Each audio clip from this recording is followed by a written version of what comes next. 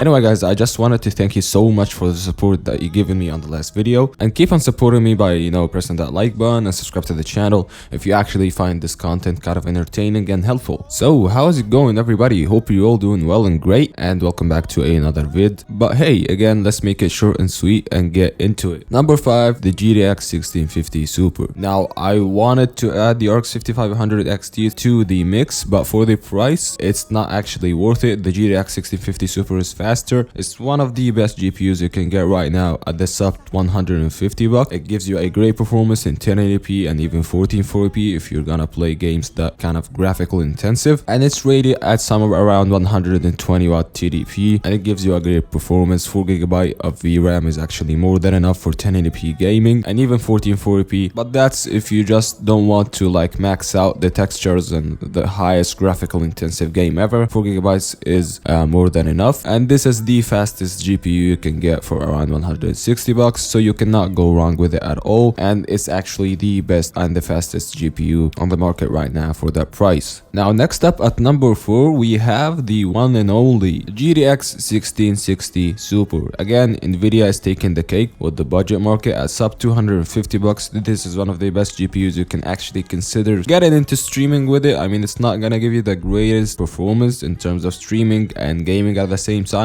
using one PC. For entry-level streaming, this thing would do it, and if it can do streaming, this means that it 100% can play games at high FPS, so you can get into competitive scenes with games like Apex Legends, Fortnite, PUBG, and it's actually comparable to something like a GTX 1070. And if you don't know what the GTX 1070 is, it's one of the high-end GPUs of last gen from Nvidia, and right now on eBay it's around $200, but this GPU is brand new and you're the first one to use it, so you really cannot go wrong with it. Now here's the thing, I would not recommend you to wait for the RX 5600 XT. From what we saw from the RX 5500 XT, it's actually not that promising, so you will not regret it if you have $250 or somewhere around that and want to get a GPU. I find the right PC budget for this graphics card is around 450 to 600 bucks, so yeah, you'll get great performance in a lot of games and you'll not regret it. Now let me tell you something, the third place is shared between 3 GPUs, and the first one is the RTX 2060 Super, the second one is the RTX 2070, and of course the RX 5700 XT. And if it's me, I would go for the RTX 2070 because it gives you the best performance and a lot of features added to it.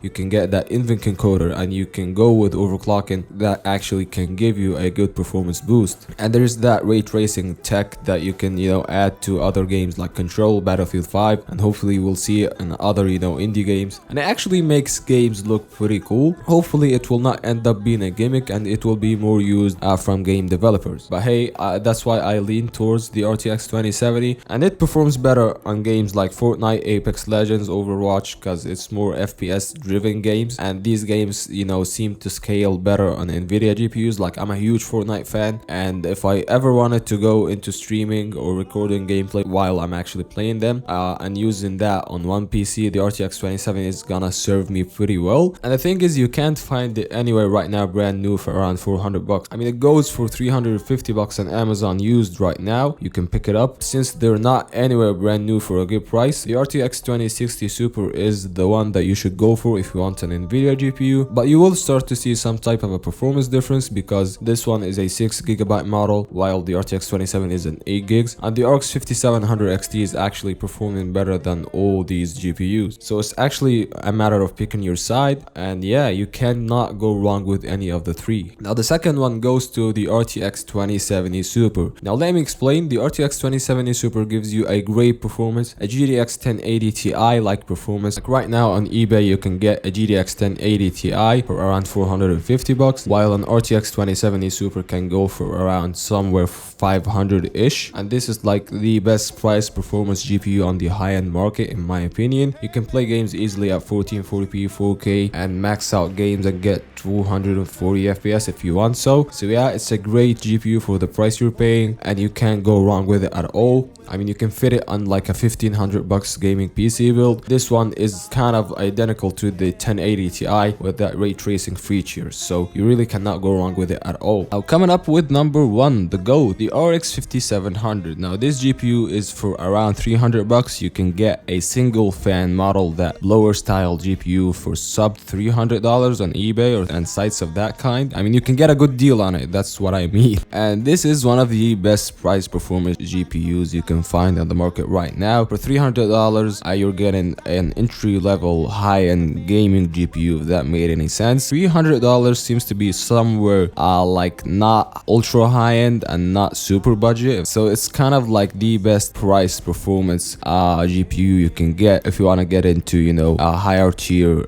gaming or higher tier GPU bracket. This is like, I don't know how to explain it, but this is like the OnePlus or the Google Pixel in the smartphones, if that made any sense. So yeah, you cannot go wrong with it at all. You can play a lot of games, and with that bias flashing method you can get it to perform like an RX 5700 XT. So that means it smokes the RTX 2060 and 2060 Super out of the water. I mean, if I had money, this is the GPU that I would get myself. So yeah, keep that in mind, please. Now this is the best GPU in my opinion, and that's why it's in the #1 spot. So yeah, links will be in the description to the cheapest GPUs, and you really will not regret getting an RX 5700.